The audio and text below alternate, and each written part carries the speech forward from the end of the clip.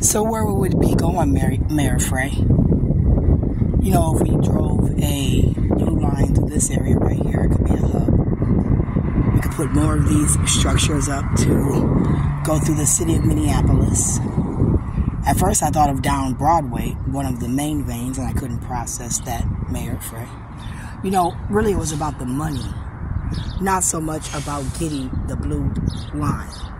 You know, for me, where were we going? Were you now giving us a funded structure to sleep on? You know, because in theory, a lot of people drive to work. Even when I had a car and I worked downtown, you know, at risk management, and this wasn't risk management associate.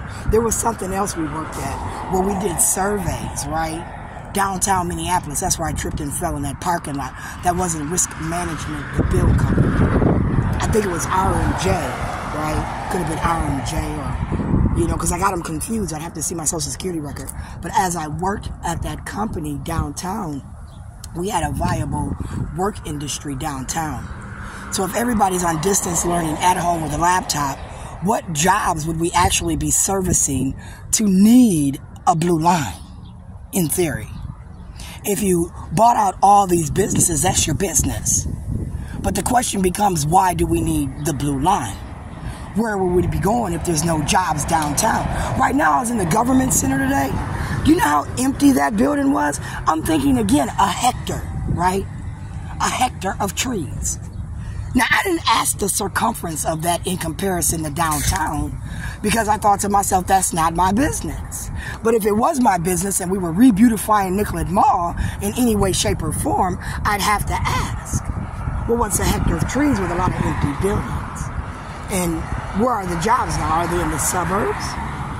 You know, because I didn't think, you know, listening to Tony Fly on the phone when they were directing us to go to the bars, I really didn't think they wanted us in their neighborhood. Because, see, they drank. And a lot of the people that went to their bars dated their women, their people. So then, therefore, they would be out there with them in their hotels, in their homes. Because, again, these white women supposedly paid rent. These white women supposedly had the rights to sleep with whoever the fuck they wanted to sleep with, and you didn't have the right to tell them who they could and couldn't have in their neighborhood, thus them coming into our neighborhoods looking for our people. Correct? I mean, I'm not talking about too much of nothing this morning other than the railway.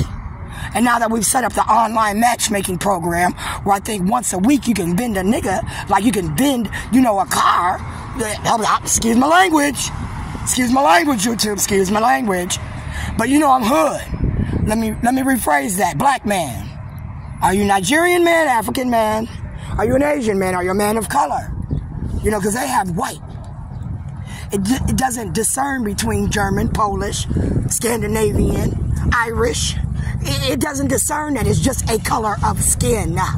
And when I did the ideology, the typical, stereotypical graph where Sharon thought, well, all y'all's being considered under us.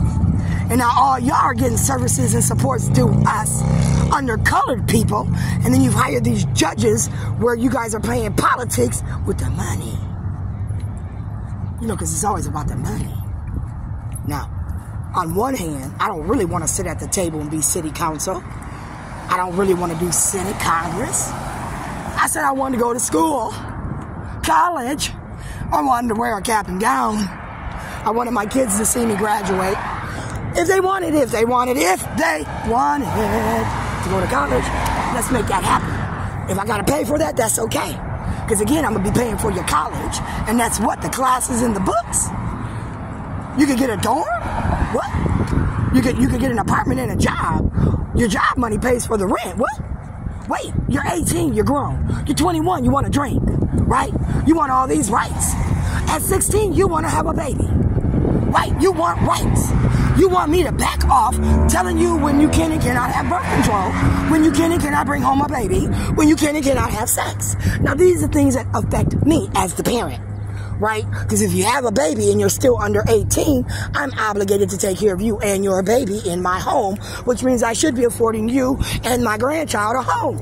Do I got to get 3 jobs, one to support me, one to support you, and one to support your child, or are you going to help out the family? I mean, I'm just trying to discern what's really going on. Right? How do we get there? Family. Jobs. Where we going? Who's working? Who's babysitting the kids?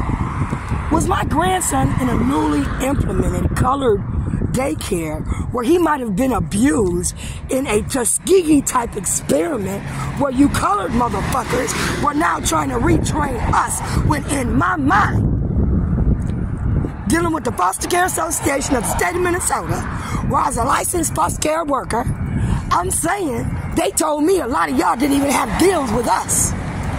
City of Minneapolis, where we could discern child abuse, domestic abuse. Hell, we might not even be able to charge your ass. You might call your ambassador and try and leave. Blame us, because we black. You ain't with the white people, you with us. You colored. You gotta get extra school in order to be in that neighborhood, make that money. And then you're still in our neighborhood, right? Because the housing's cheaper. You ain't getting a fair market from the bank.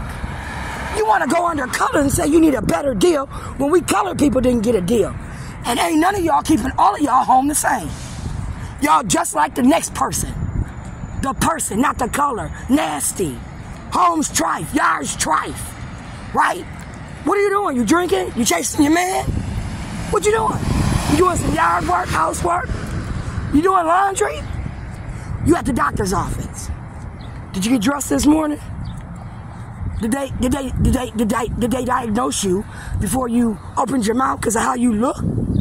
Because you know when it starts at home about how you look and you fill out that application, all these things are taken into consideration.